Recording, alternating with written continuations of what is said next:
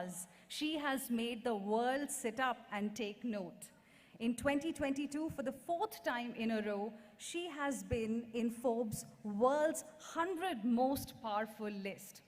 Rewind to January, February 2020, perhaps the most ferocious pandemic had hit the world. Since then, ladies and gentlemen, she has provided the finance for adequate food grains for staggering 80 crore people, and that is equivalent to the population of Europe and North America put together. The pandemic hit the economy, manufacturing, trade, exports, revenues, all were down. Inflation was up, employment was threatened. And today, ladies and gentlemen, in January 2023, the GST revenues are at the highest level since July 2017.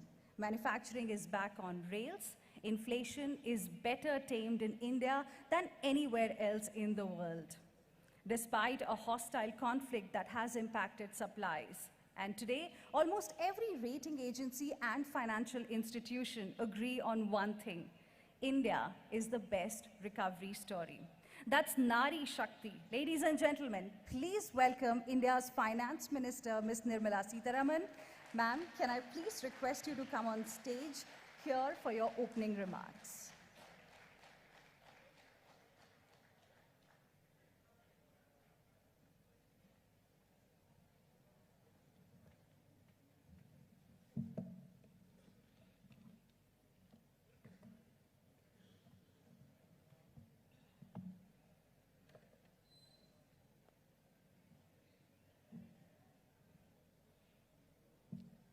Good afternoon. I'm extremely happy to be here marking the final day of Pravasi Bharatiya Divas. And I've been requested to talk on a particular topic. I'll try to make it as simple as it can be, although the topic says harnessing the potential of diaspora entrepreneurs towards an inclusive approach to nation building.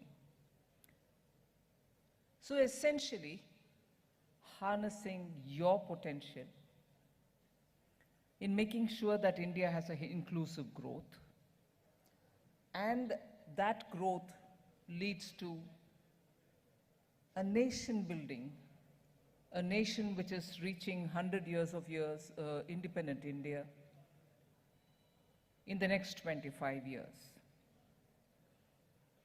So, first let us recognize that India today is very aspirational.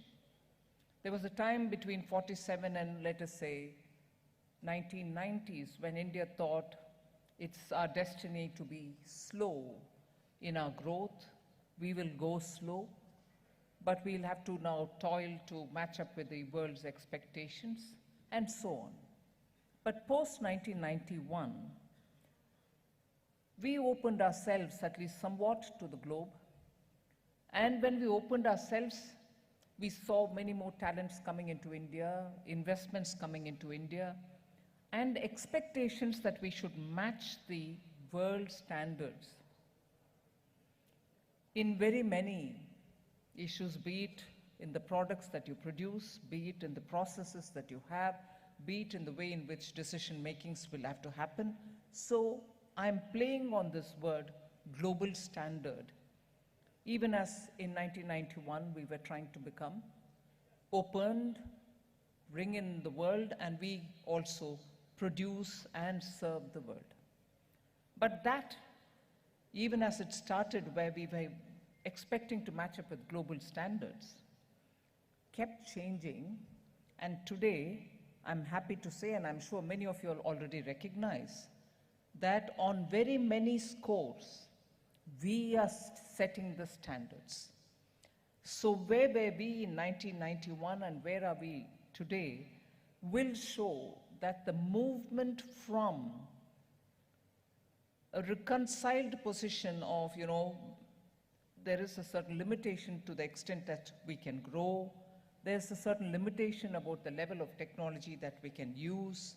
There's a limitation about the resources that we can have and demand services.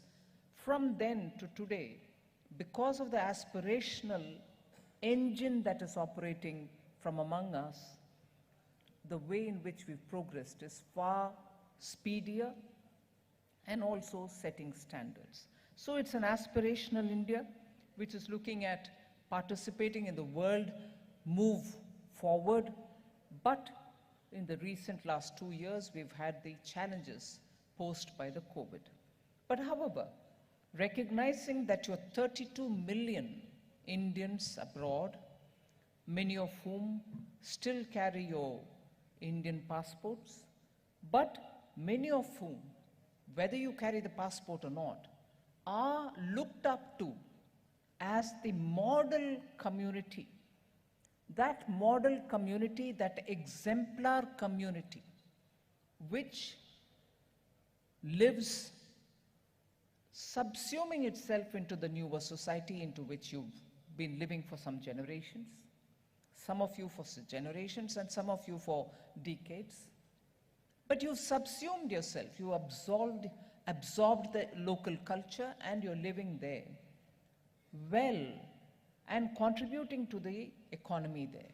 At the same time, you've not forgotten the Indian roots that you have, and therefore people who look at you as exemplar communities who contribute very well, who live in a law-abiding way, and above all, also maintain your original land of origin contacts.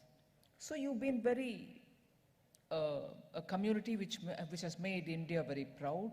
You're 32 million in numbers, not small at all. If the world's largest diaspora that you are, you're also making significant contribution towards India's own development, and that is where holding Pravasi Bharatiya Divas or Pravasi Bharatiya Meet is of very important significance for India to stay connected with you who are all over the world today. And I think there's no part of the world where there isn't an Indian community which is vibrant and active.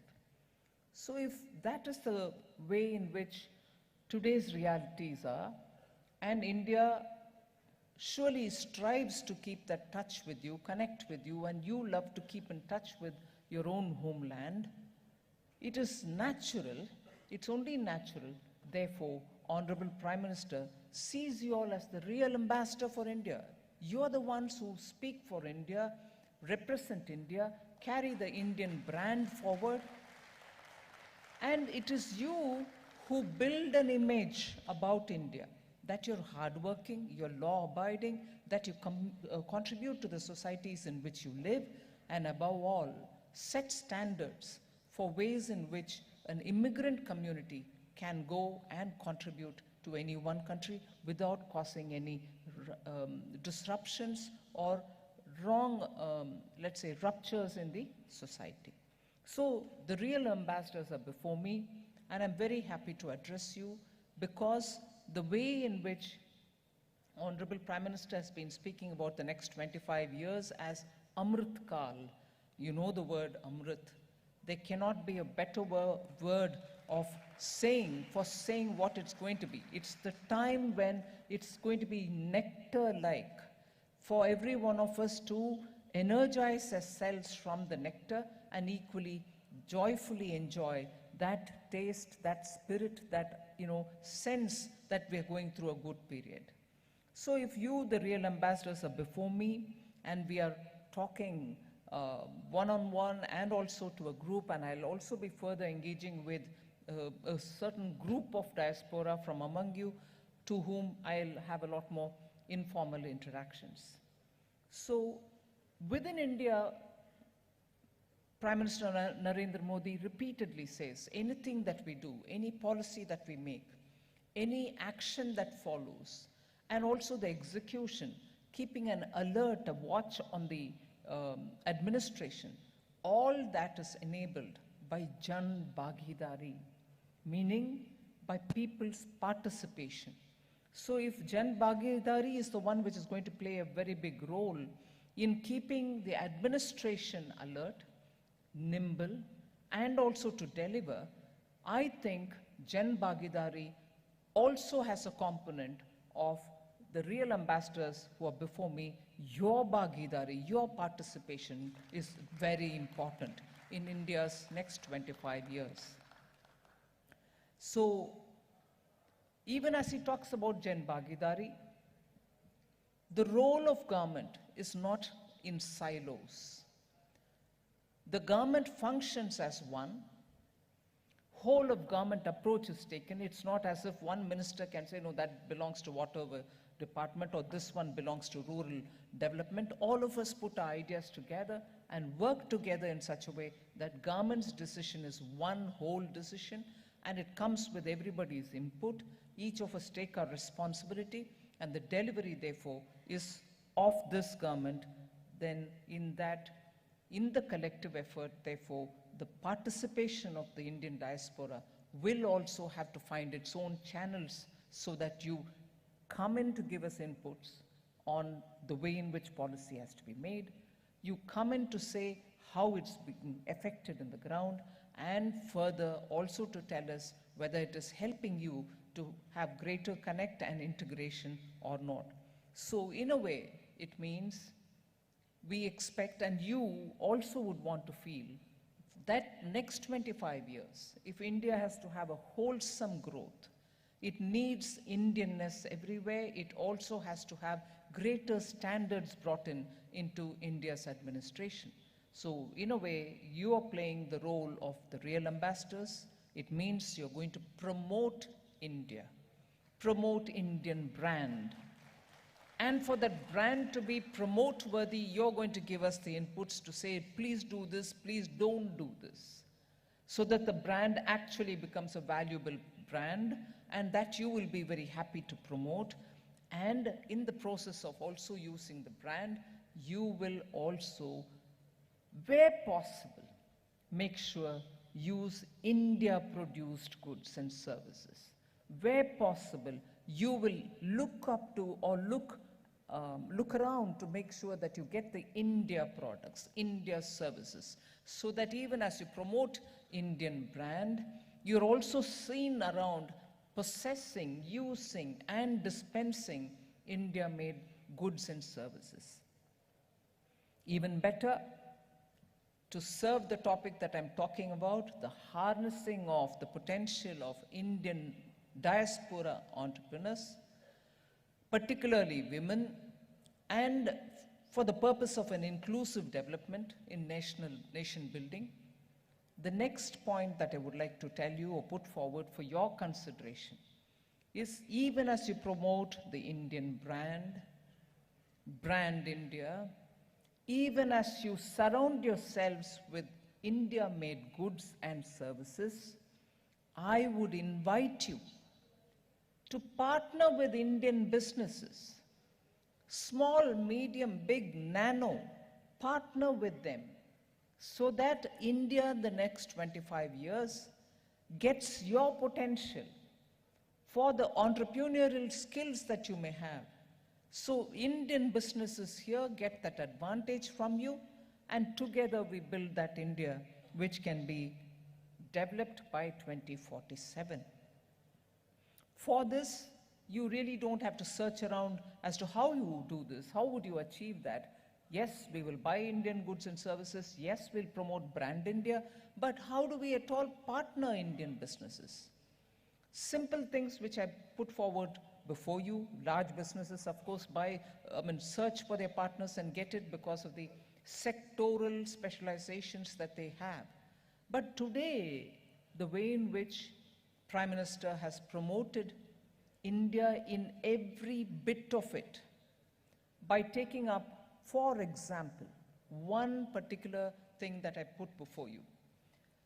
Prime Minister actually suggested that India doesn't have to look at what products it produces, one thing which is big, one thing which is known, but every district in India has one or the other product which is unique in its own case and which is sought after for some special qualities it has.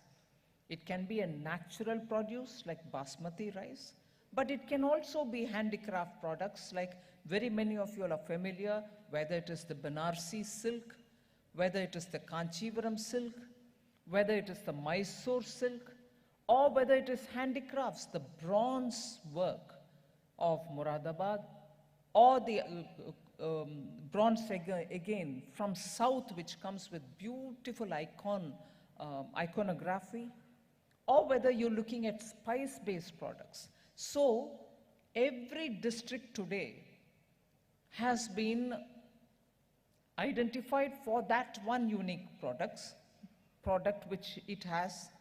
So both the central government and state government are working together. You have one district, one product identified for active promotion of exports of that particular product. Now, there are several participatory roles which I can envisage for the Indian diaspora. You can look at coming and giving them technology that is required. You can look at how handmade products can be promoted by better packaging. And you can identify the local area in which you live, whether they would want to buy more of it. I'll give you the example. I visited Nagaland. They do wonderful bamboo-based materials. They're also very good at weaving, hand weaving of materials.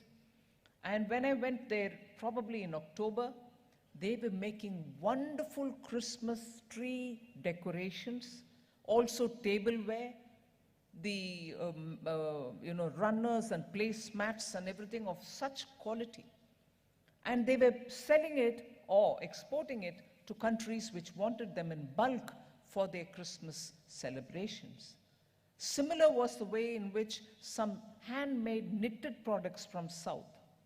You know, machine-made knitted products are finding bulk markets, but unique market products which are handmade are also finding. So you would probably have more acquaintance with the districts from where you have gone abroad to identify those products and be of some contribution to help them to see how they can improve, how their packings can be better done, and how they can find markets and so on.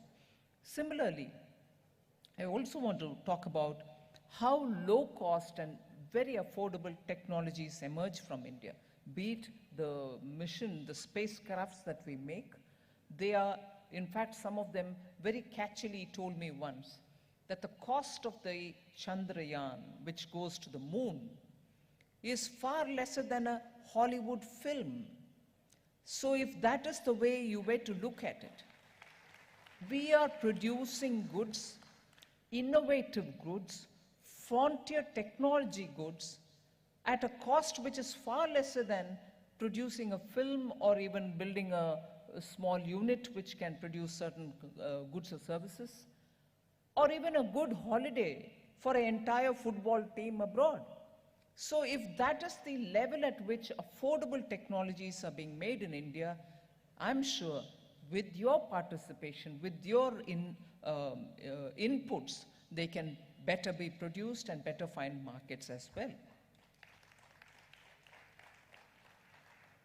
I recognize that the remittances which come from abroad by Indians who migrated is about $100 billion for the year 2022. One of the highest remittances which is coming. This has gone up 12% between 21 and 22. Within a year, which is post-pandemic, people thought probably Indian workers will not go back abroad again. They have actually gone up, not only gone back, but more have gone, found very useful employment, and that the remittance numbers have gone up by 12% within 1 year. I want to put that before you just so that you recognize the contribution that the Indian diaspora is making to the Indian economy. Actually, India is focusing, I can say with confidence, for the next 25 years, India is focusing on 4 I's. 4 as a number and I's. In fact, I would even say 4 ins, I-Ns. First is infrastructure. We are focusing on that for the next 25 years. We need better infrastructure. Investment, therefore, the second I.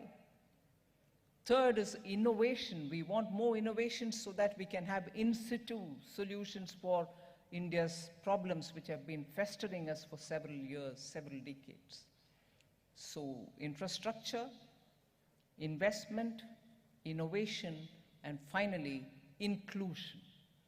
All this will have to lead to inclusive growth, and that is where we need all the 4 I's, 4 Ins: investments, infrastructure, innovation, and inclusion. We try to facilitate visit of people coming in and going out, e-visa. I don't want to elaborate on that. You know whether it is working well or not. But what I would project to you, even as we are trying to harness the potential of entrepreneurial skill of the Indian diaspora, is India is becoming a knowledge hub. There's just no doubt. And I can expand this in several ways. Other than the fact that most globally reputed and coveted awards are being won by Indians. The Nobel Prize, for instance. In the 21st century, we've already had 4 Indians get Nobel Prize. You must have heard of the names of V. Ramakrishnan, V.S. Naipaul, Kailash Satyarthi, and also Abhijit Banerjee. All of them have got Nobel. So with the Fields Medal for Mathematics, Magsaysay Award for Social and Public Work, Booker's Prize for Writing, Pulitzer Prize. So Indians are there getting some of the coveted awards. But if that is just for writing and speaking and so on, and also for science, you also have Indians making every component that is so desirable in one or the other industry. I'll just give you a couple of examples. 14 out of 15 diamonds which are cut and polished anywhere in the world is made and cut and polished in India by Indians. 14 out of 15 diamonds are being cut and polished by Indians. Similarly, for any car that you would buy and use abroad, there's at least one component which is going into it made in India. Any car. You also find that production itself is nowadays coming in India and doing even for the high-end goods. Lockheed Martin is producing the wings for F-16 aircrafts, fighter jets that is, in India. And from here, it exports to all those F-16 assembly points. Similarly, Airbus plans to manufacture C-295 aircrafts in Dholera and Gujarat sooner. They've tied it all up. So that manufacturing is also going to happen here. You also know that very many MROs are happening in India. The maintenance and repair of aircrafts are all going to be centered in India. So the global capacity centers are all being established in India. So that clearly tells you that the knowledge base emanates from India, and that is going to be the way it is for the next at least 25 years. In this most important point that I'd like to present before you, 2,000 chips are annually designed in India. It may be manufactured elsewhere, but they're designed in India by semiconductor companies which are here. And almost 90% of all chip makers have a design footprint in India. So it's not that low value items, but even the high value items are now being produced in India. Now the semiconductor design engineers, how many do you think are there in the world? Semiconductor engineers who are design engineers. Can you make a rough guess? They are about 6 lakhs or 600,000 to 700,000 design engineers globally. And 1/10 of that is in India.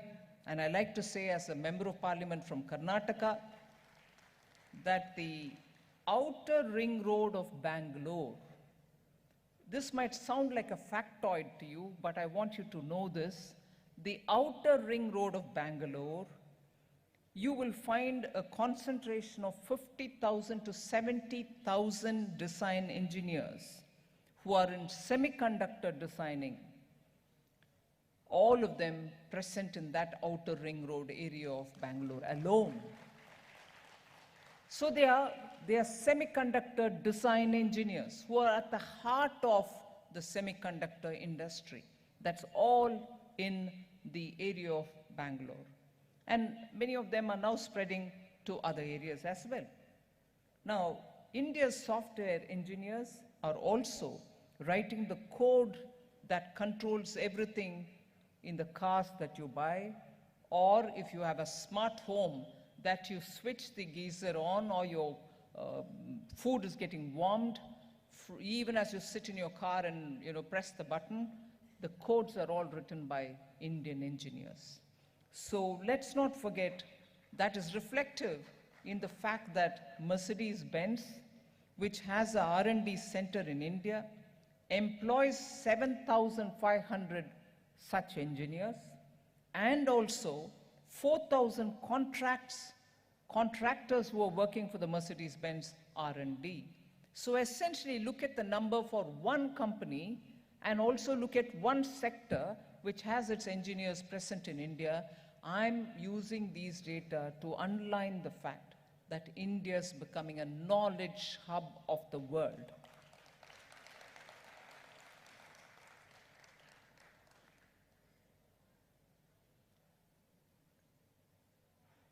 I can go on one more point which is very important for electrical vehicles. Of the 100 million lines of code that is required for a driverless car, nearly 35% is written by Indians. But does it mean that we are centering everything in India and denying everybody else an opportunity that we can provide? Not at all. I quote the NASSCOM's report, which says, Indian IT industries have registered $396 billion in sales to date, creating 1.6 million jobs and contributing $198 billion to the US economy. So you're creating jobs there. Our IT companies are creating jobs there. So if anyone told you that everything is going off to Bengaluru, no, sorry, we are creating jobs in the US as well. Similarly, in 2021, again, this is a NASSCOM report, Indian IT companies in the United States directly hired 207,000 American employees in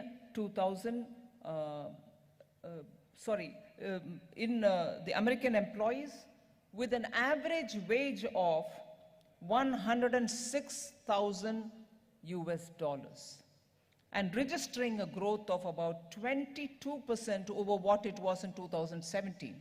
So if you had this feeling that pandemic came and probably we are not contributing anymore, no, that's not true. It is registered nearly 22% growth post the pandemic compared to what it was in 2017. So we are even contributing post the pandemic in creating jobs abroad, IT industry's contribution.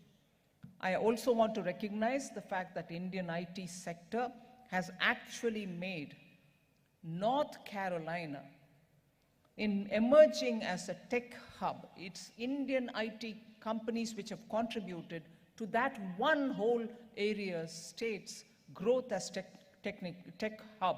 And this is a singular contribution by one sector from one country. So I honestly appeal to the Indian real ambassadors, our diaspora, to speak of these kind of achievements of India as well. So it is the benefits are spread across countries, across the globe, and not just centered in India. I can speak similarly about the contribution of Indian pharmaceutical sector. 69% of all the vaccine requirement of the globe is serviced from India.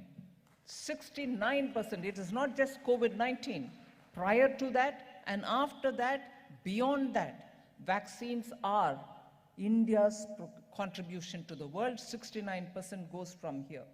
Similarly, made in India medicines in the domestic Indian pharma market is now more than 80% compared to 5% in 1969. So India is emerging as a pharmacy of the world. So when I speak about knowledge hub, these are the areas in which India's expertise is contributing not just to Indian economy, but also to the universe. Similarly, I want to highlight that we have the world's second largest biotech professionals. Second largest biotech professionals exist in India, and they serve the world from here. That is why you find 1,400 World Health Organization recognized pharmaceutical plants in India. 1,400 of them exist here with WHO certification. 253 of them are even European Union certified. So it's not as if we are producing something, we certify ourselves, and that's the end of the story. They are recognized by WHO, recognized by European Commission, and all of them do certify. And the one simple measure to understand how India's pharmaceutical sector is growing is outside of the US. If there is any one country which has the maximum number of FDA-approved producers of or manufacturers of drugs, it's India. I hope I have conveyed the intensity of this fact.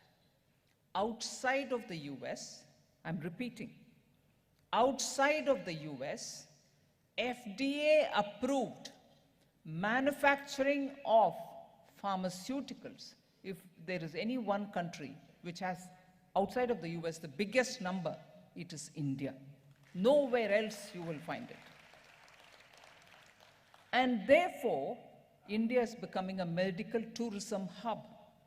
2 million patients visit India just for medical treatment annually. And they come from 78 different countries. It's not as if just one country, which is a neighbor, sends 78 different countries they come from.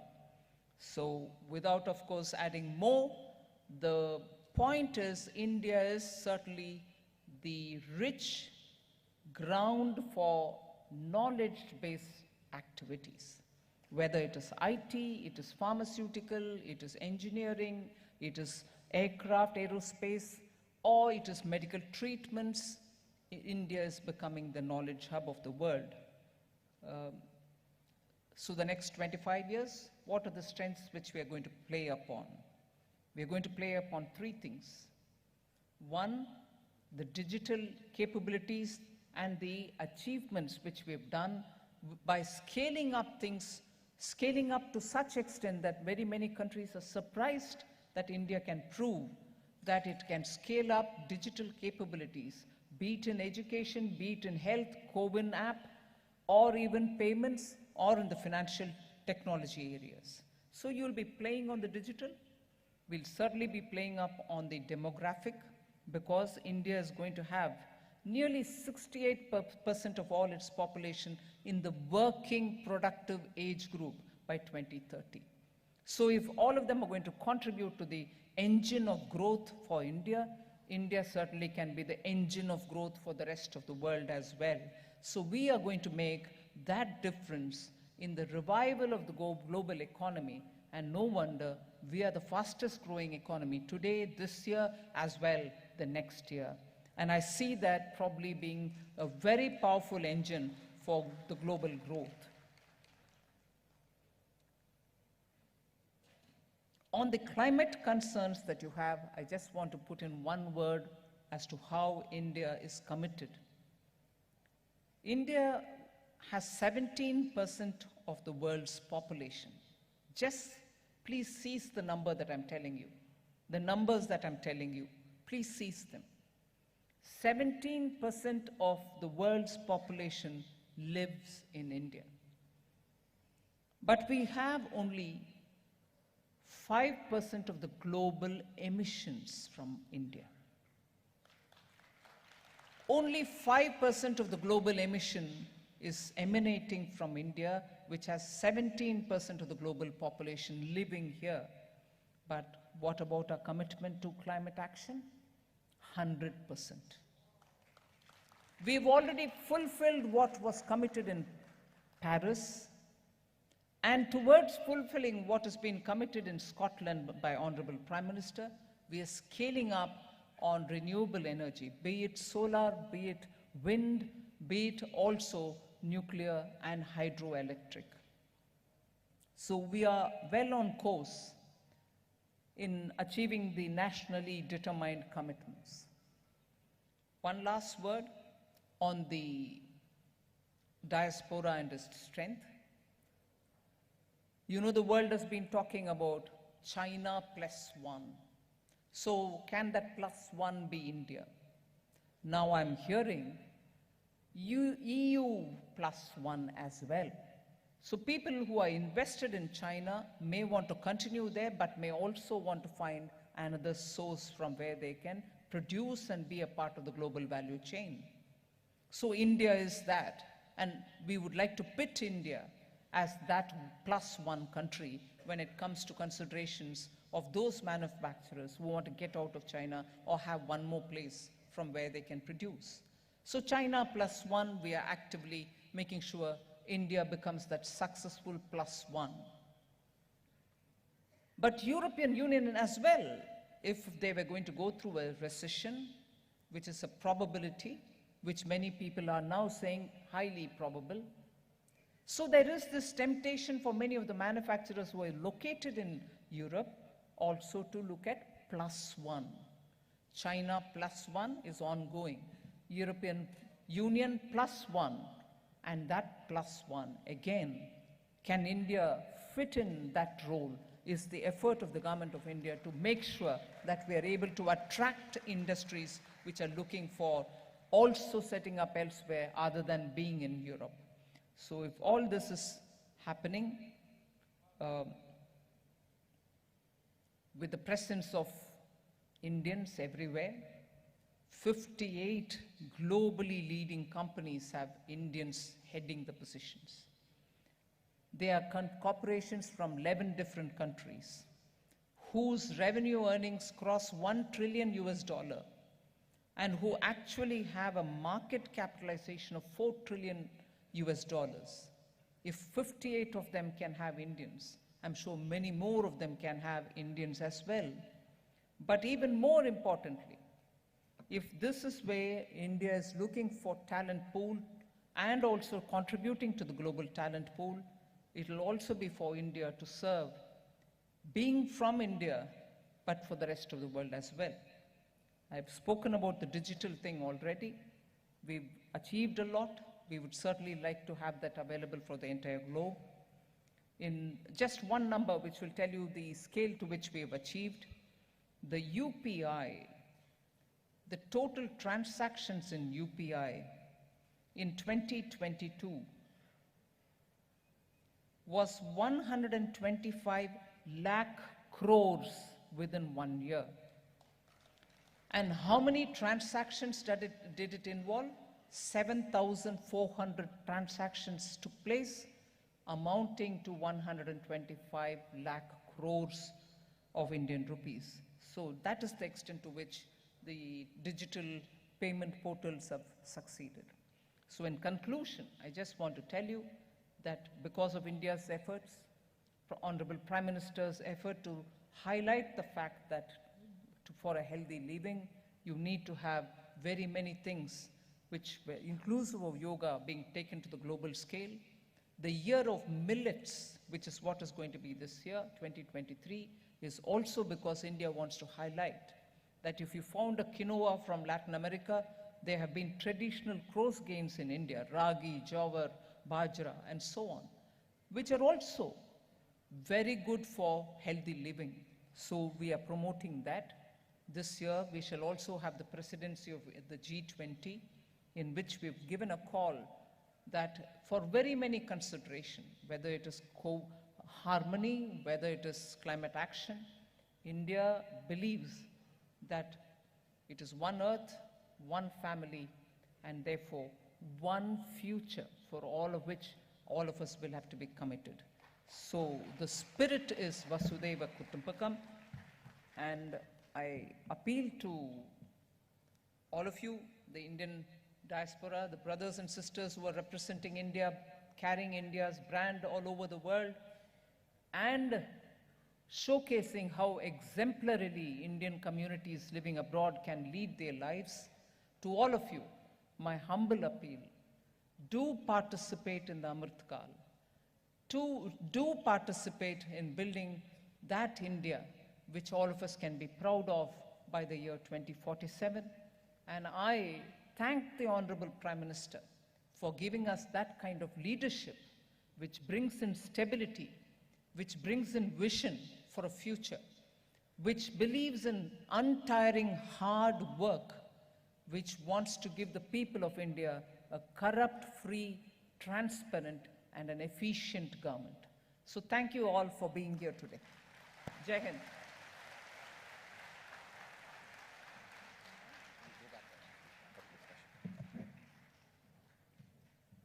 Thank you, ma'am, for such encouraging words and for listing out the achievements of India and the role the Pravasi Bharatiya, who we will now be calling the brand ambassadors of India in the world during the Amrit Kal. With your kind permission, ma'am, I will now like to extend 6 invitations to women we should call the Shakti Punj, or the orbs of power. Ladies and gentlemen, this session's Super 6, Ms. Meetu Bhaumik, Director of Mind Blowing Films and Director of IFFM. She has come from Australia.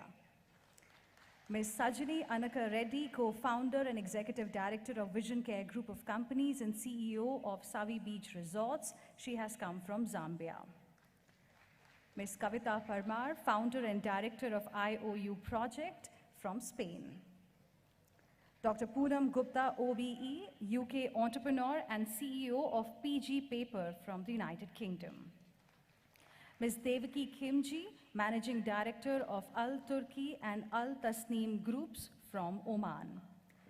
Ms. Maria Siddiqa Ashraf, Director of Contofield International School from Tajikistan.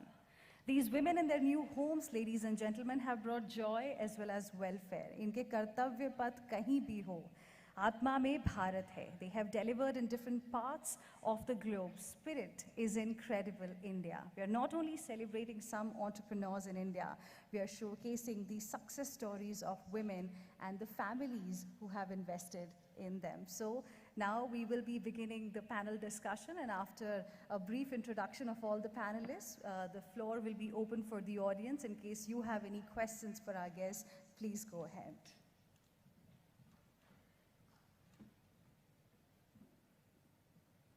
I'm a mere Sutradhar, ma'am. I would like to request each one of them to tell us their story. They went to other parts of the world as wives, as daughters, but have come back as entrepreneurs and making all of us very, very proud. With your permission, I'd like to request Dr. Poonam Gupta to tell us her struggles, her life's journey. With your permission.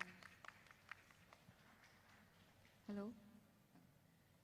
Hi, I'm Poonam Gupta, namaskar, and thank you for a very motivating and informational speech, if I may say. I moved to Scotland 20 years ago. I was born and brought up in Delhi. I did what has just been mentioned, followed as a wife, my husband, who's Scottish Indian. Started looking for a job there, and despite my double degree, nobody was offering me a job because I had no experience in the UK. So I thought about it, worked on multiple ideas which failed one after the other. And then at the time, people were talking about waste paper and how do we recycle. And being a keen reader, I started learning about them. And I managed to convince some manufacturers in Italy to sell me some of their products that I could sell to India. So in 2003, my business was born, PG Paper Company Limited, which is now operating in over 60 countries around the world. And COVID's been tough, but what we looked at, when we looked at COVID, we looked at India, and we started exporting products and manufactured in India. And we export over from 18 companies in India to now 27 countries around the world. We are also, and may I just mention that most of these products that I work in are all in sustainability, are environment friendly. I'm an entrepreneur, and an entrepreneur likes challenges. So I went into multiple fields today. I am in hospitality. I have investments in India. In fact, I am participating in the Amrit Kal in India, as I have multiple investments in startups in India, both in Mumbai and Bangalore. And in fact, we'll be visiting Bangalore in next couple of days. I took really unwell back in 2006, 2007, actually preparing to die. I was misdiagnosed with a 1-year-old child. But I've learned one lesson. I came through that period. I'm here now. That when we focus our energy on positivity, it can help us get through life. At that time, it was my daughter and my young business which kept me going. And I never thought about what was actually wrong with me, even though I was terminally ill. Today, I have offices in 7 different countries, and I sit on multiple boards, including being the chair of FICCI India UK Trading and Manufacturing Council. I take a lot of these positions with a single point agenda, connecting UK and India, and with this FTA, which is currently undergoing between the 2 countries, I hope that 2 of the nations will actually work stronger together. Thank you very much. Thank you. Ms. Pitu Bhaumik. Good afternoon, everyone, and thank you for being here with us today. Good afternoon to you, Honorable Minister. And before we start, can I just please extend a huge thank you for the wonderful hospitality to the Government of India and the state government, and also a huge round of applause to the volunteers and the staff workers who've been on their feet, working tirelessly, making us feel so welcome. Thank you. And thank you for the amazing street art, food, everything that we have experienced. My name is Meetu, and I have a film company based in Melbourne, which I started around 15 to 16 years ago. My background is films, arts, no business management at all. I got married and, like a good wife, followed my husband to Melbourne. I went very resentfully, I must add, because I had a good job here, promising career, lots of friends. And like you, my first job in Melbourne was clearing tables at Crown Casino, because nobody would recognize the work that we did in India. And India was not so cool at that time. Like India now, everybody wants a piece of India. But at that time, most people's point of reference for India was Tendulkar and Taj Mahal.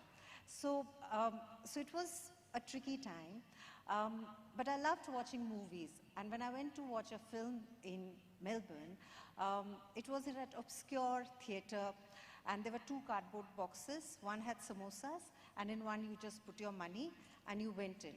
And at that time we still had 35mm reels. So halfway through the film stopped, because the film was playing at another cinema and the reel was coming from there. So it was really like worse than watching a film in a village, And I just felt so frustrated that I kept thinking there has to be a better way to watch films. We have to watch films, the films that we all love and that kind of unite the diaspora in a way, in cinemas, the way other films are being watched. So that's how I started pushing and pushing and pushing the Australian cinemas to start playing our films.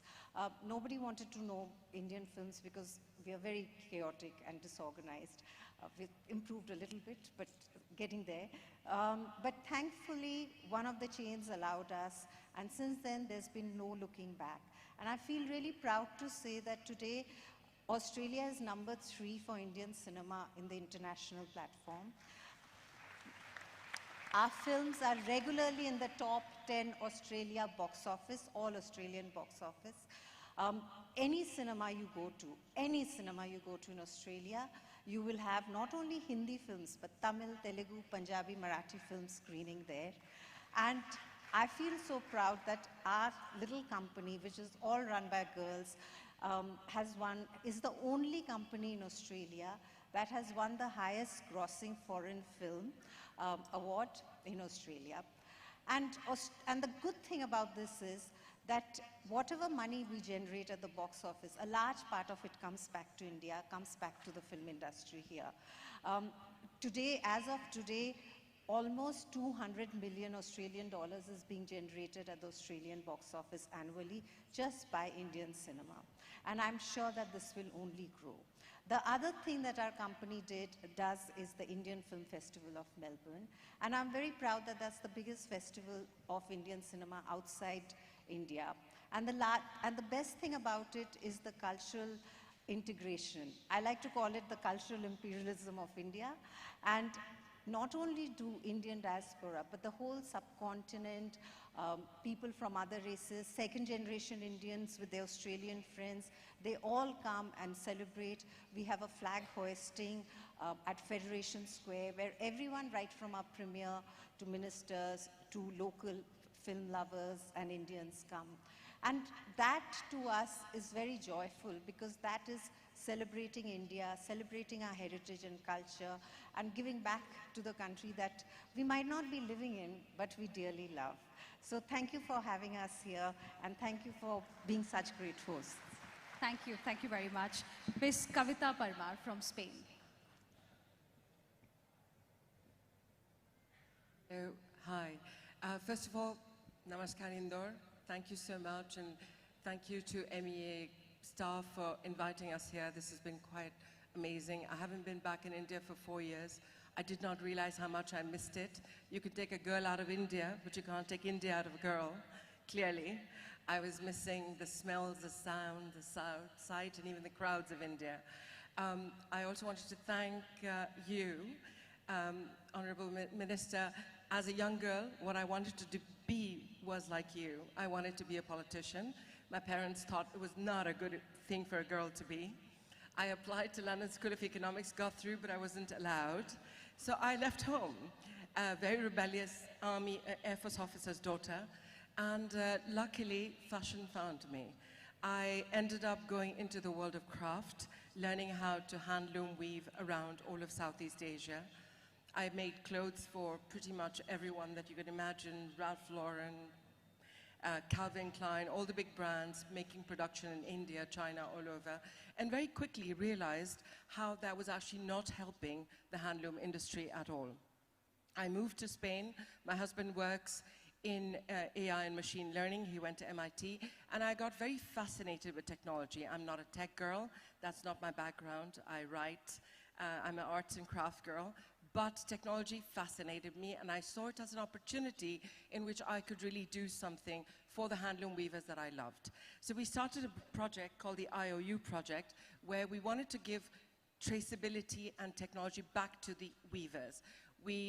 Every single piece carried a code. You could scan it, and you could get to see who the weaver was who made your piece. Why? Everyone knows the designer, but no one knows the name of the weaver. And that's why no young people want to be weavers. Everybody wants to be a designer. So for us, it was really important to use technology for those that we had left behind. As you said about knowledge-based, India has the largest knowledge base of traditional textiles. And it is a very complex and a very exquisite knowledge, and we cannot lose it. Knowledge is not just learning how to code, which is wonderful and we should all learn, but at the same time, knowledge has to do with all this amazing indigenous craft. IOU project won a lot of awards around the world. We made a film, which you can go online and see. It's quite wonderful because it's about Mahatma Gandhi and the weavers of India, and how India is the largest sustainable luxury textile company in the world as a country. We have more than 34 lakh weavers just in South India itself. So I think it's really important that the second generation learns how to weave. So we've now started, as an entrepreneur, I was a woman on my own. I felt there was not enough mentoring around. So we've started a platform supported by the Mallorcan government, where we organize one of the largest festivals of sustainable textiles of the world. We bring people from all over. We do mentoring, we do education, training and teaching people of the next generation how maybe going forward has something to do with taking a look behind. There is knowledge from our ancestors that should not be discarded, that is way more sustainable. I always tell the West, where I'm living, that don't come to India and tell us what is sustainability. Let us teach you, because that is how we grew up. That is how we learned. If I go to a weaver's workshop in Bhuj, that is the most sustainable place, no electricity, making the most beautiful products in the world, using locally grown cotton that uses no water. So that's the work I do, and I'm excited to be here and share with you, and would invite all of you to come to Mallorca if you can, to come and see it, and I'm hoping I can bring the festival to India where it belongs. Thank you. Much. I will now like to invite Ms. Sajni Anaka Reddy and tell us in brief her story.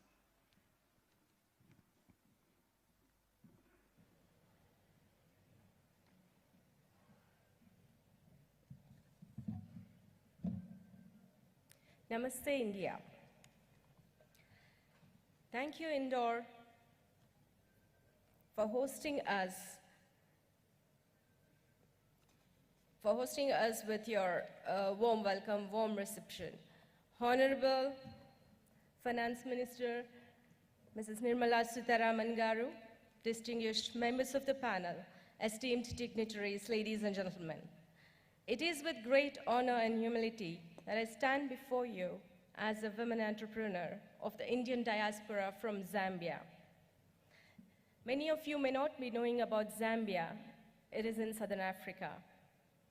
I hail from Hyderabad, Telangana, and I am a microbiology and genetics graduate. And I started my entrepreneur journey at a very young age. I got married at 20 years, and then I had to travel following my husband to Kenya, and from there to Uganda, and then we wanted to relocate to Zambia. After living in a couple of countries, then we thought of venturing into Southern Africa. According to our survey, back in 2004, there was immense potential in Zambia due to lack of skilled eye care professionals and relevant facilities. It presented us with the opportunity to administer affordable and professional eye care services to the people of Zambia. Many of you may not be familiar with my Karambhumi, Zambia. Let me just brief you. Zambia is a landlocked country which is very rich in minerals, semi-precious stones, the emeralds which we wear in the jewelry. 70% of them are coming from Zambia. It is famous for copper mining, and it has got exploitable deposits of manganese, lithium, cobalt, nickel, and gold. And the population of Zambia is over 19 million. Zambia is one of the fastest growing economies in Africa. And it is one of the best travel destinations, boasting many wildlife sanctuaries and the legendary Victoria Falls, which is one of the 7 natural wonders of the world. The English is the main official language in Zambia, and 72 other ethnic languages. And glad to say that the local government allocate 10.5% of its annual budget towards people's health care. When it comes to women's rights, Zambia is much ahead compared to many other developed countries. Similar to India, Zambia showcases their diversity in every province. Zambia respects Indian culture and values. The Indian education system, they also trust the Indian medical system and doctors. In fact, there are many Zambian students pursuing their education in many universities in India. There is a saying in Sanskrit, Sarvendriyanam Nayanam Pradhanam. Eyes are important among all the senses. My husband being my side, a senior consultant optometrist, we co-founded Vision Care in 2005. As I begin my work in the eye care industry, I realized that my educational background did not offer me the technical edge that was required in this field, and hence I decided to study clinical optometry as my second degree. So as a practicing optometrist, I can be able to deliver the services effectively in addition to my very demanding administrative responsibilities. I'm very proud to say that Vision Care now is a group which has 8 companies under its umbrella with 32 branches in a couple of countries, and then in Democratic Republic of Congo also. So we are successfully delivering comprehensive eye care. Sorry about it. Eye care examinations and dispensing services with fully fledged optical lab to offer personalized prescriptions. Along the line, we have realized that we need to enhance our services and offerings to the needs of the patients with age-related eye problems and conditions that needed surgical interventions. So in 2008, we decided to introduce hospital services that offered wide range of surgeries. To be honest, it has not been a smooth endeavor, but satisfaction of being a part of something very big than myself was worth the effort. Post-COVID, we have decided to leverage the raw material supply chain from China to India due to the ease of doing businesses and single taxation approach. At the same time, we are contemplating to invest in medical tourism and lifestyle opportunities in India to enhance Make in India and offer the potential for exports and employment. As it is said in Sanskrit, Vasudhaiva Kutumbakam. This means the world is one family. We strongly believe that it is important to give back to the community which embraced us with open arms. More than 1% of Zambian population is suffering from avoidable blindness. As a corporate social responsibility, Vision Care conducts community outreach activities in many parts of rural Zambia to sensitize and treat those with no proper access to basic eye care and medical facilities. We have conducted free cataract surgeries to vulnerable people, creating awareness through our branch network. We offer free eye examinations to diagnose their eye problems. Accordingly, necessary eye treatments are sought.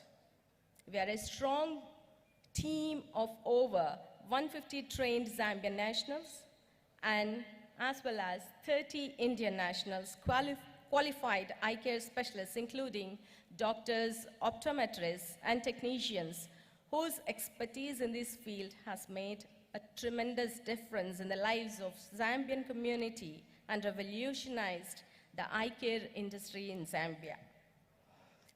I would remiss if I did not take this opportunity to thank my husband for his invaluable support.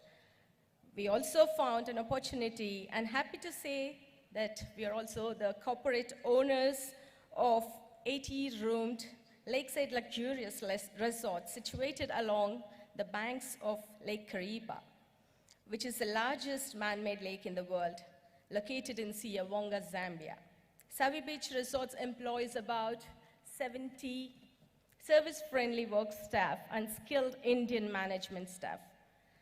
And as an Indian woman, by nature, is extremely resilient, innovative, spiritual, and industrious with a strong sense of duty. Right. And I find that to be especially true with the women of Indian diaspora in Zambia. Not only are they committed to community service through many avenues, especially to build the image of India. Right. In fact, I'm sure Madam Finance Minister will be very, very happy to hear what she mentioned, that ease of doing business that you've been talking about has been helping the entrepreneurs in different parts of the world. Thank you very much for telling us what you do. And I will now like to invite the next speaker, Ms. Maria Siddiqa Ashraf, Director of Conterfield International School from Tajikistan.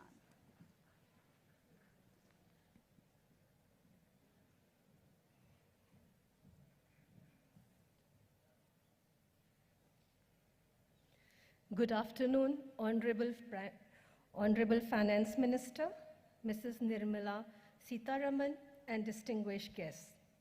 It is my great privilege to be a speaker for this session, harnessing the potential of women diaspora entrepreneurs towards an inclusive approach to nation building.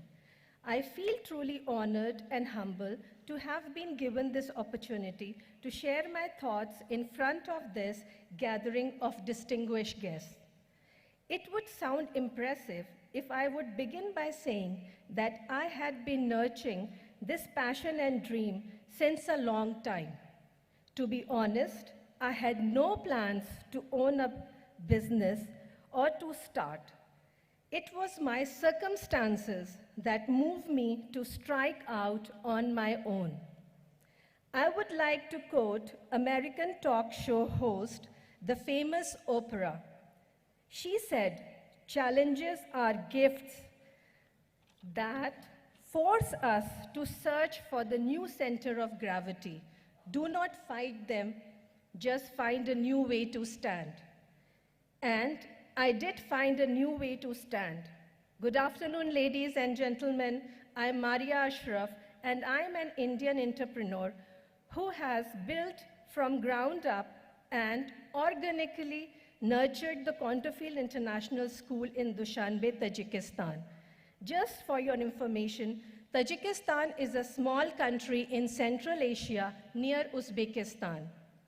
Coming back to the challenge that brought out the entrepreneur in me, well, let me begin from the beginning. I traced my roots to Bahraich in Uttar Pradesh and learned my high degree in the area of education from the University of Awadh. As my father was in army, I have lived in many parts of India. My marriage to an NRI took me to shores abroad. As motherhood came calling, there was unbridled joy. The arrival of my firstborn son filled me the love I never knew resided within me. To every mother, their child is a special, and mine is very special. He's a special child with lot of difficulties. Because he was with me and we as a family, we were so happy with him that he didn't realize that he is a special child. So when he became 4 years old, I was looking for a kindergarten for him, play school. And I took him to a play school, and he refused to go to that play school because he thought he's a normal child. And then what I thought, मैं तो माँ हूँ ना, मुझे तो उसके लिए सोचना था कि अगर उसने रिफ्यूज़ कर दिया उस स्कूल को जाना, और जिस कंट्री में मैं थी वहाँ पे मिक्स स्कूल नहीं था कि स्पेशल बच्चे और नॉर्मल बच्चे एक साथ पढ़ रहे हो, तो मेरे बच्चे ने तो स्पेशल स्कूल में जाना रिफ्यूज़ कर दिया।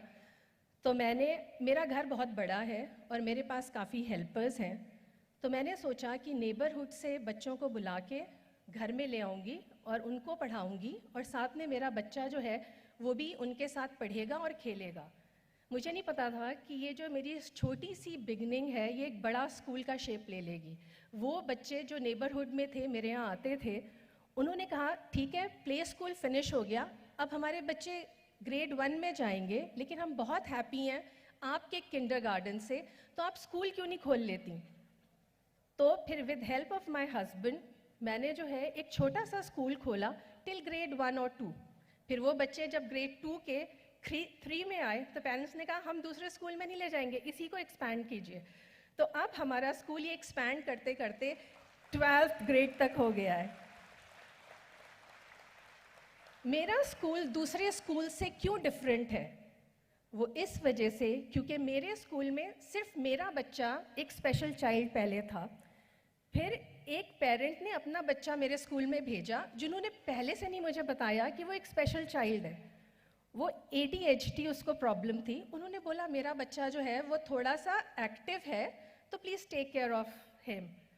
तो हम लोगों ने सोचा बच्चे तो एक्टिव होते ही हैं, कोई बात नहीं। धीरे धीरे रियलाइज़ किया इन अ वीक और 2 कि इस बच्चा सिर्फ एक्टिव नहीं है, इसको और भी कुछ हेल्प चाहिए। अब मैं तो माँ हूँ, मैंने अपने बच्चे के लिए स्कूल खोल दिया, तो मैं किसी के दूसरे बच्चे को कैसे कह दूँगी आप दूसरे स्कूल ले जाइए।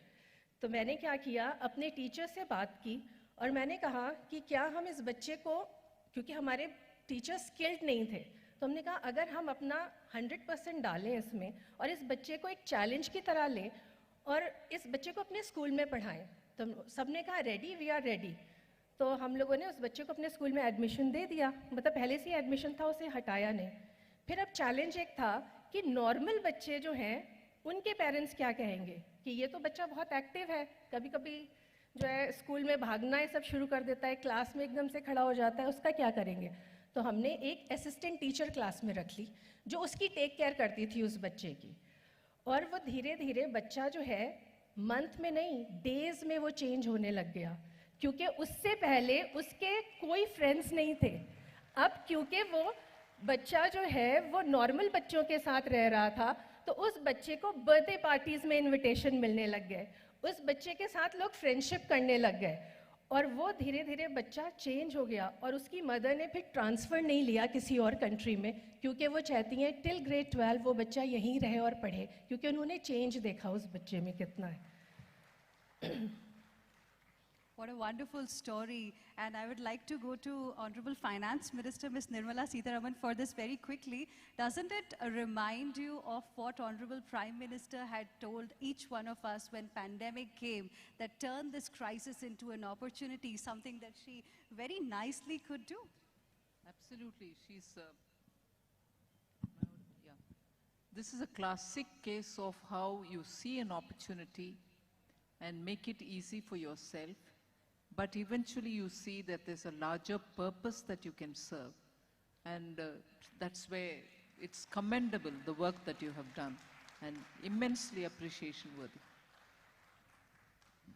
I will now like to invite Ms. Devki Khimji, Managing Director of Al Turki Al Tasneem Groups, who's come from Oman, to briefly tell us what her journey has been like, what were her struggles. Good afternoon. Can you hear me? Yeah. Good afternoon, ladies and gentlemen, and thank you for having me. It's a huge honor and privilege to be here. I know it's lunchtime, but give me 6 minutes of your time, and if the men here have daughters that are, going to be entrepreneurs or want to be, or some of the women here, I think you'll like to hear my story, which I believe will be, I'd like to inspire you all with it. My name is Devki Khimji. I'm the managing director of Al Tasneem Group of Companies. It's a construction company and a mining company. 30,000 Indian employees' lives depends on what I do every day. I wake up every morning with the conviction to do well, because those many lives depends on what I do, right? I'd like to tell you that this journey was not easy. India and in the rest of the world, a lot of work has been done with women education and equal opportunity for jobs, but female entrepreneurship, there's a lot of work to be done. I think it's just begun. Female entrepreneurship has just begun, right? There are lots of challenges, we know about those, investment, support from institutions, family support, but the biggest challenge we face today is courage and confidence. Our belief system is pivoted with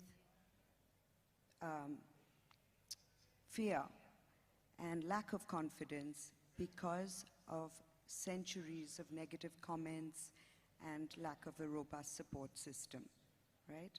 I'd like to share my story so that, you know, I can inspire the lovely women here or the fathers of daughters that want to start their businesses on how I started.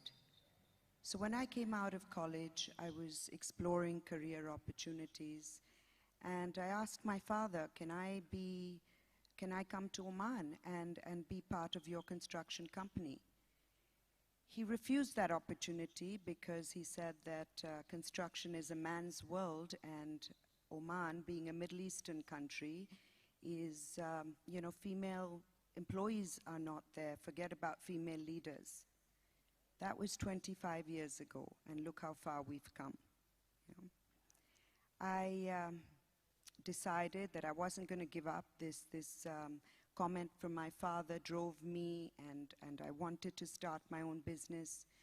So I decided, I was interested in fitness, so I decided that I was going to make a business plan, and I made a robust business plan. I was confident of my idea, and I spent a long time trying to answer every single question an investor would want. Of course, I went to my father and I asked him for money, showed him the business plan. He refused and said that it was too risky for him. Of course, he didn't say anything much, but encouraged me that if, you know, of course I was very determined. He said, you know, he encouraged me to go and get it from other financiers, but it was clear that he wasn't going to give me a personal guarantee. I worked 1.5 years with different institutes in India to get a loan. I was refused that for 1.5 years, not because my business plan wasn't good, but because, you know, what if I get married? The loan officers would say, this is too risky. What if you get married and your husband doesn't allow you? But I wasn't going to give up because I was confident of my business plan and my idea. So I went, and I was driving one day, and I saw this billboard with IDBI promoting loans for women. I got hold of a branch manager. He was very excited with my idea, and he wanted to support me, but didn't have a fitness product. So he took me to the managing director of IDBI, Mr. Guneet Chadda at the time, and I prepared for hours. I was, you know, waiting for that meeting, so thinking that he's going to ask me all these questions. And he asked me only one question. Why should I give a 22-year-old a loan that has no experience, and her father, even though he has the ability to fund her, doesn't want to do so? My answer was simple.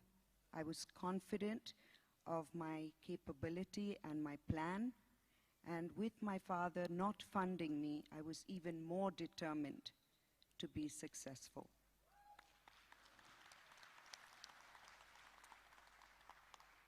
He smiled, he looked at that bank manager and said, I don't know why, but this young lady has convinced me.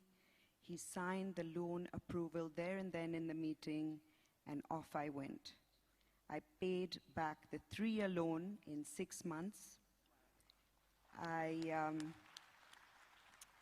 I got funded by NSDC, Skill India, after Skill India mission by Honorable Prime Minister Narendra Modi in 2015. I have fitness academies. I went on to IT. Then I started India Circus and sold it to Godrej. And finally, of course, after seeing all of this, my father was so proud, he invited me to Oman to run his construction company. That's a very, very inspiring story. And Honorable Finance Minister, if would like to say something on this, because access to finance is a very, very big concern here in India. Also, you've come out with a number of policies to ensure all entrepreneurs, not just women entrepreneurs, get the access to finance. How better the scenario is today, ma'am? I was just listening to the story and I was telling myself as to what am I hearing, and of course all of us are familiar with this kind of a story, but here's the question which links me to this experience and making it more relevant for all of us to be seated together talking into each other's experiences. You know, this is exactly the kind of problem which every woman, irrespective of the background she comes from, or irrespective of the kind of business she wants to do, faces. Now, here was somebody whose father could have given her the assistance. Probably he was also drawing that, spirit in her to fight it out and prove herself, whatever be it. But here was a family of father, mother who could have supported. There are immense number of women whose parents can't support, who do not have the wherewithal to support. Even they have an aspiration. Even they have a dream.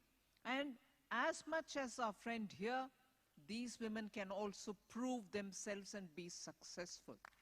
And this is where I do take this opportunity to say, I remember when PM Mudra scheme was launched. It is a scheme through which women who are doing businesses, men also, but both women and men, who cannot give any security or pledge any asset or put any guarantor behind to come forward to support her or him, who wanted to do a business, who wanted the banks to give them working kind of capital or some loan so that they can do their business forward.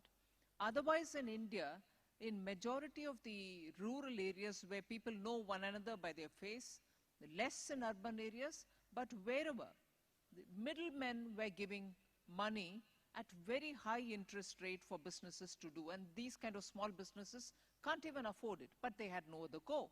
And I know from my personal experience that when I was living in a town, small town, vegetable vendors in that place, which is actually very rich and green and very fertile area, vegetable vendors would go every morning to a middleman and say, today I need to buy vegetables for around 500 rupees, sell it through the day, and in the evening I'll pay you back. The system was well entrenched.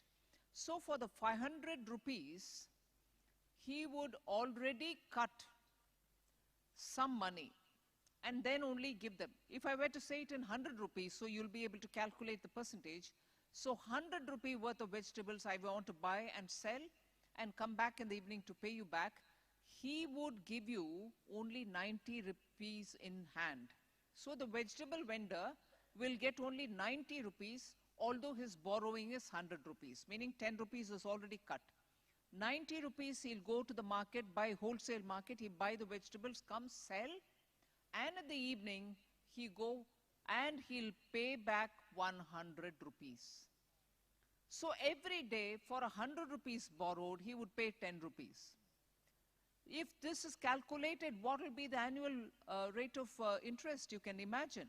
So that is how usurious this kind of middleman's business was. So when Prime Minister Modi launched PM Mudra scheme, it was aimed at helping street vendors, small fellows who are going on a cart and selling vegetables, fruits, flowers, or some kind of knickknacks for the children or for the women in the house. They didn't have huge capital. They didn't have a money lender who can give them without interest or without security. They knew them, so they would give it. But through the public sector banks, the Prime Minister made a statement. You don't need to give any security. The Prime Minister is the security for this. And then extended the Prime Minister Mudra scheme, wherein I'm glad to say more than 50% are going to women small entrepreneurs.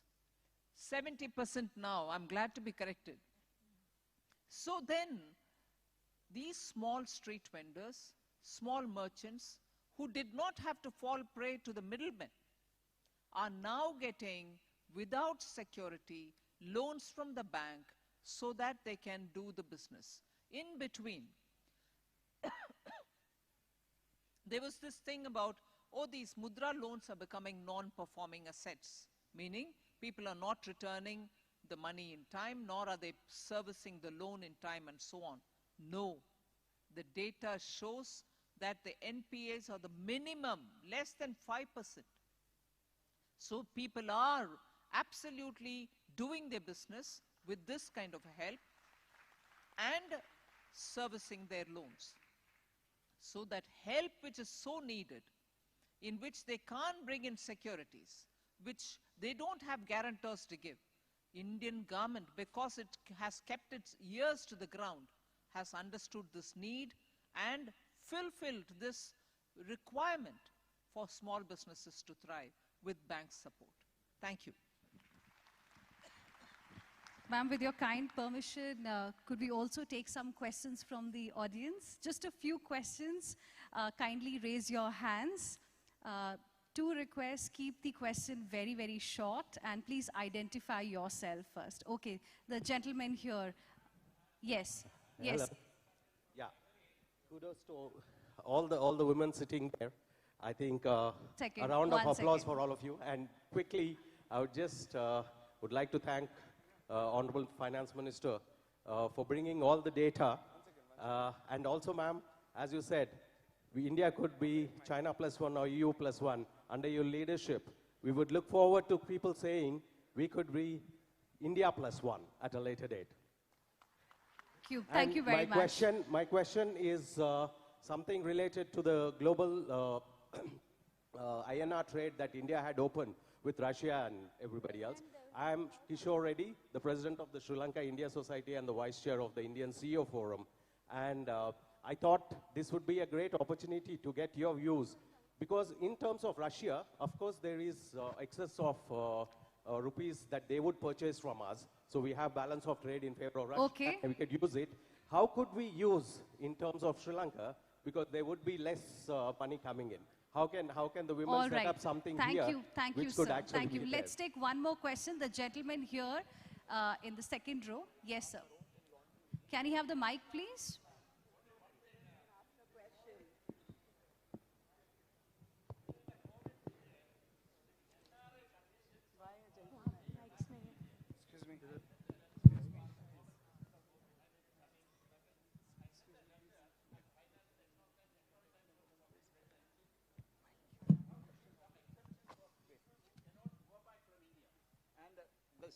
This 180 or whatever number of days has to be relaxed for people who are held up in India during the COVID period. That's the only request and special appeal from the NRIs. Thank you very much. So this is Rahul from Shekunj.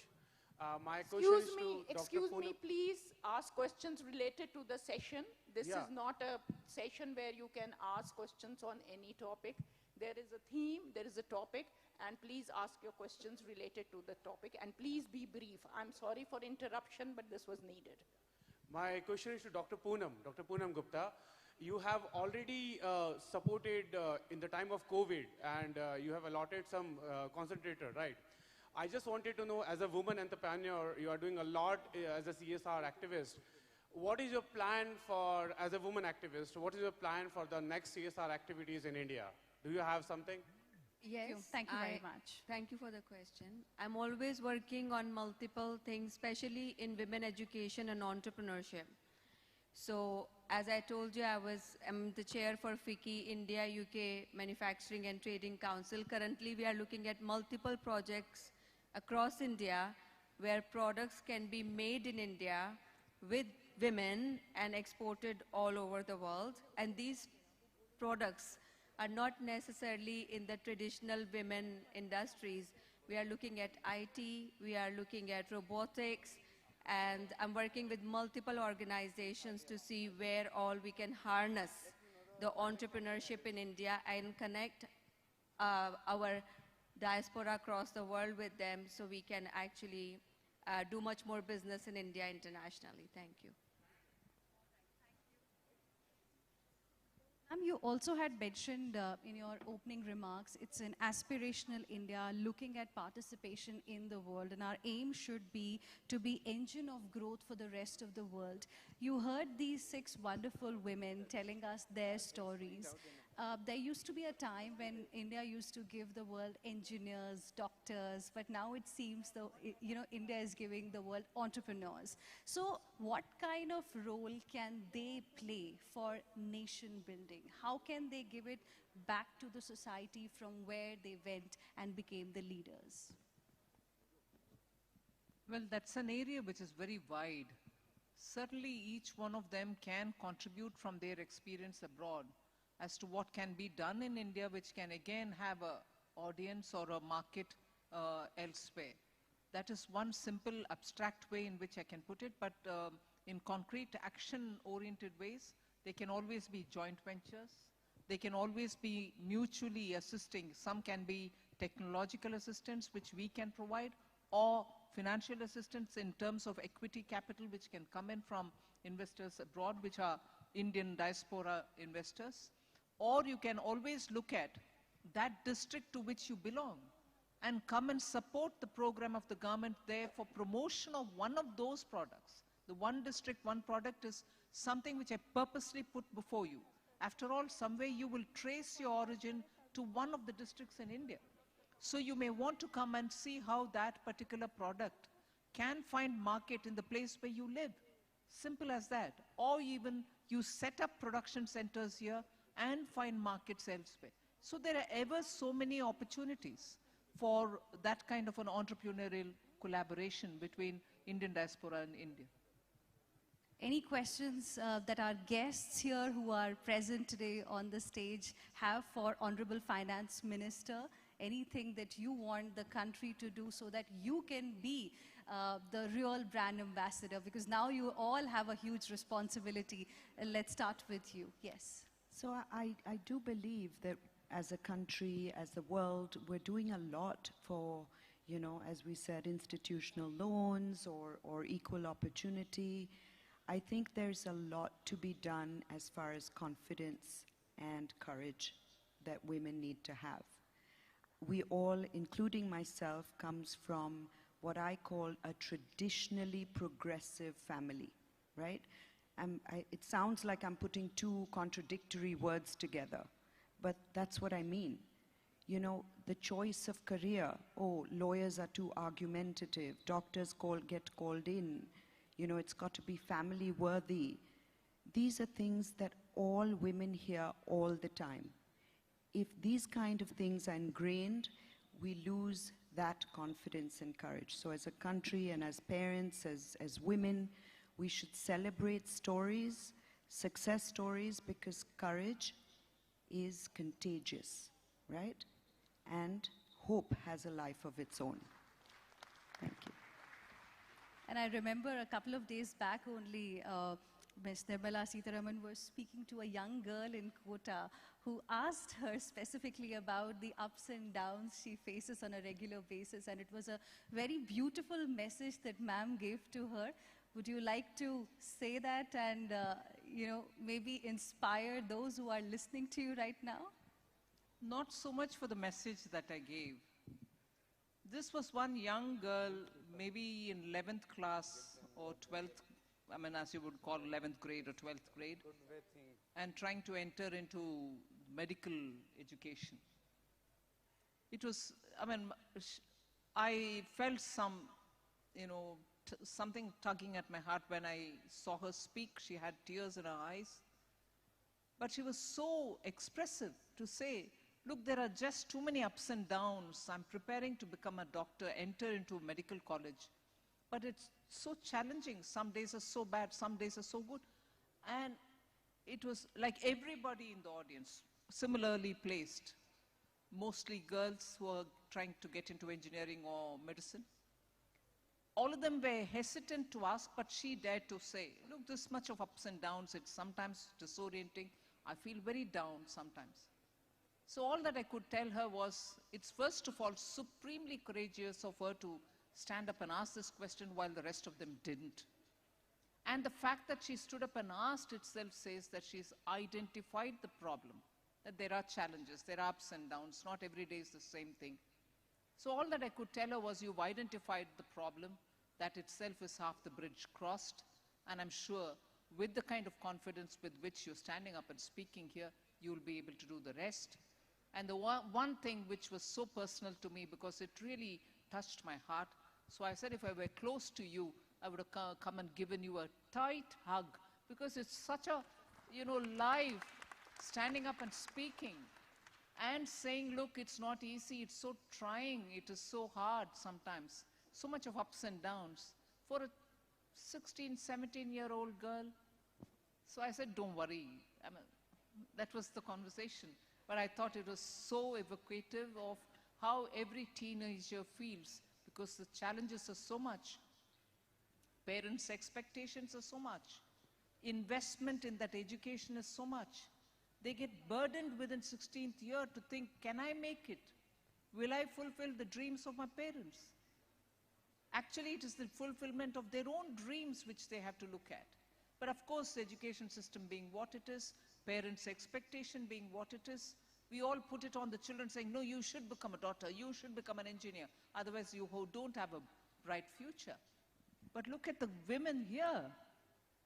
They've all had beautifully designed career for themselves. I wish we invest in our children to tell them, do what you feel like, do that which you dream, and we are with you. We'll give you the confidence. You'll make it big, don't worry. That's what I think we should do to our children. Beautiful. Closing comments, yes, Kavita. Fantastic advice, I think, for anyone. If you do what you love, the world will be a better place. But I also think as women entrepreneurs, what we bring, obviously men and women are not the same, but what is beautiful about women is we bring a nurturing culture into society. What you just said, I would go hug someone, the way we care for human beings. And I think the world needs nurturing right now. We need to build a 100-year business plan and not a 3-year business plan. We need to think long term, and that's what we women bring to the table. But thank you, yes. Thank you. It's only a word of encouragement, I think, that is required. The confidence, that a person really needs whenever there are ups and downs. But that was a beautiful message, and that's the reason why I wanted to speak about it today, because the women who are sitting with you, ma'am, today here on the stage, they had that courage. But life wasn't really easy for them. They were very, very young, most of them, who went abroad, left their own homeland, but today they are back here as the entrepreneurs. Thank you very much, all of you. With this, we would like to conclude this session. It was the last plenary session of this event. Lunch follows, and of course, there is a big event after that as well. Thank you very much, all of you.